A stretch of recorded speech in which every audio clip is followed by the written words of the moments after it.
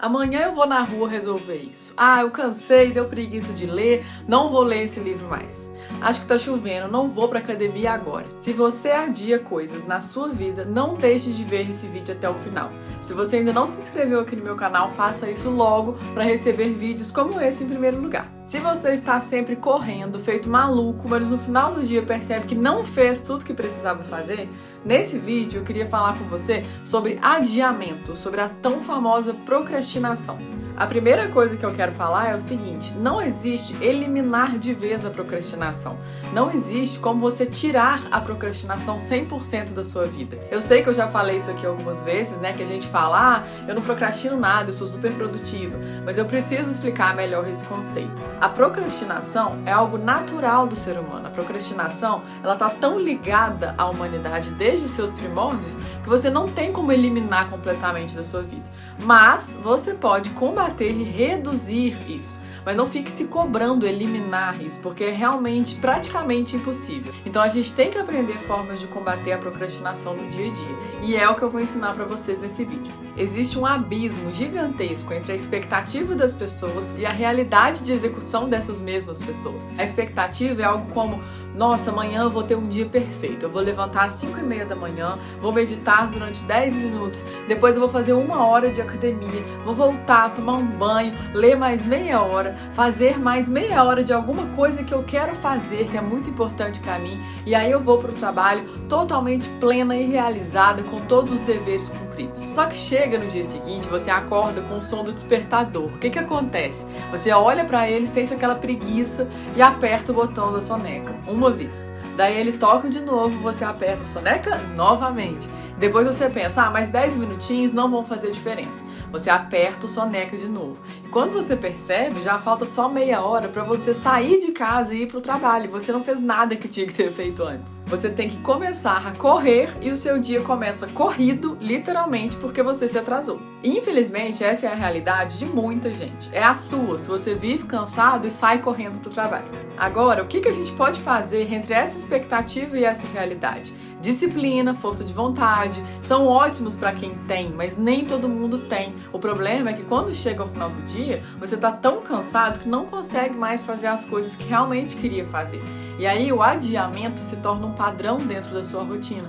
Esse adiamento se torna tão constante, que você se torna o que eu chamo de mestre do minuto. O que é o mestre do minuto? É aquela pessoa que só consegue fazer as coisas no último minuto. Então você vai lá e precisa, por exemplo, entregar um relatório para o seu chefe.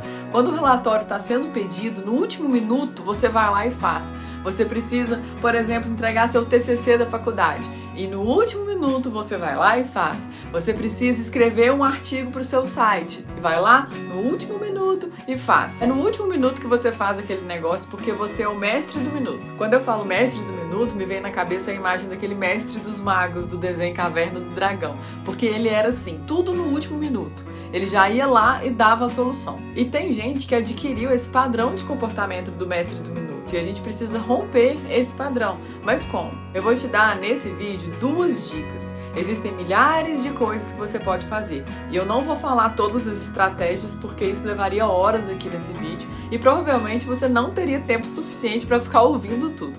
Então eu quero falar com vocês as 2 estratégias que funcionam para começar a adiar menos coisas na sua vida. Como eu falei, não existe eliminar o adiamento, a procrastinação, mas a gente vai melhorar muito. Você vai melhorar muito se você quiser. A primeira técnica que eu queria te falar é sobre a técnica que eu chamo técnica da formiga. Por que da formiga? Porque eu dou um nome para as coisas para você lembrar. E formiga é uma coisa que você não vai esquecer. A formiga é algo insignificante. A formiga é tão pequenininha, mas ela está presente em todos os lugares da casa, em qualquer apartamento, em qualquer lugar, mas você ignora essa formiga. Ela passa e você nem vê porque ela é insignificante. Então, como aplicar isso? Eu quero explicar. Por exemplo, você vai ler alguma coisa e pensa, eu vou ler meia hora todos os dias. Aí quando você vai pegar um livro para ler meia hora todos os dias, você pensa, meia hora é muito, eu tô cansado, não dá para fazer agora.